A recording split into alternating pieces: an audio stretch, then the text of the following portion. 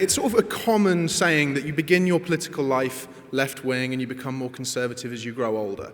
This is a myth, okay? Almost all research proves the opposite, that you keep your political views as you grow older, okay? They just become more elaborate.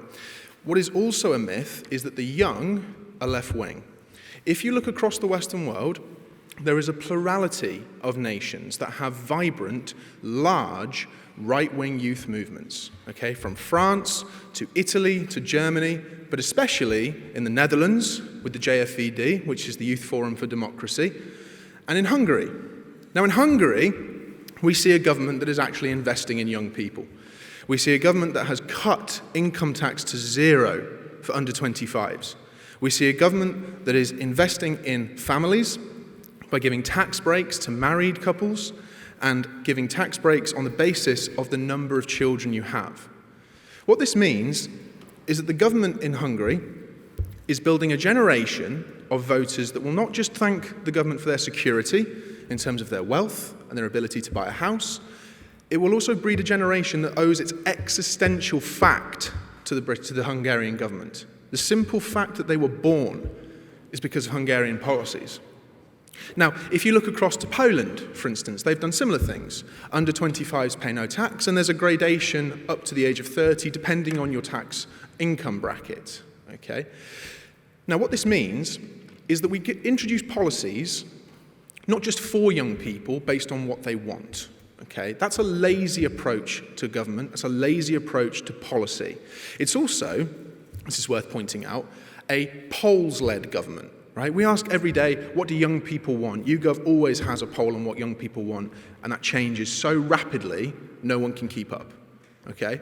Instead, we introduce policies that are right for young people, that give young people the chance to begin building their wealth, to invest in their nation, and to feel a sense of belonging. Roger Scruton defined conservatism as a sense of belonging, and that's essentially what we need to do. We need to give people a reason to feel like they belong in the state. But unfortunately, and this is something that I think we need to really talk about, it's not just a case of policy. Policy is only about half of this. Policy is a case of tinkering with the edges, a case of doing the occasional little bit here and there to essentially shore up the next election. We need system change. Britain does not have a system that works for young people. We have a system that works for pensioners. The pension system...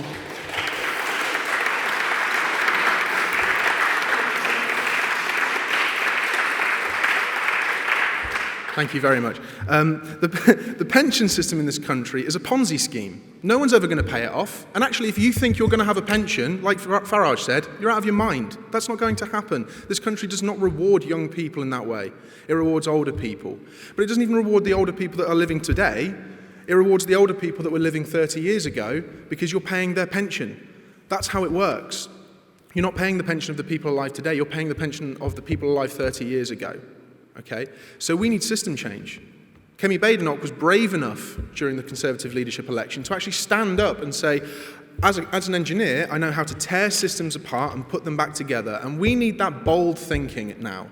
Being Conservative is not, like Farage said, just about taking care of the institutions that we have. Okay? The institutions that we have been captured by the left. They've done this for about 60 years, slow march through the institutions, to the point now where the Conservative Party talks about left-wing issues. It doesn't talk about right-wing issues. It doesn't talk about what's good for the nation. It doesn't talk about what's good for its people. It talks about, as Claire Fox says, COP26 and global justice and those sorts of things. So it's not just a case of tinkering with the edges. We need to alter the system. And I'm sorry if you were here expecting a policy programme, but that's not what I'm going to suggest. The Conservative Party needs to die. Thank you.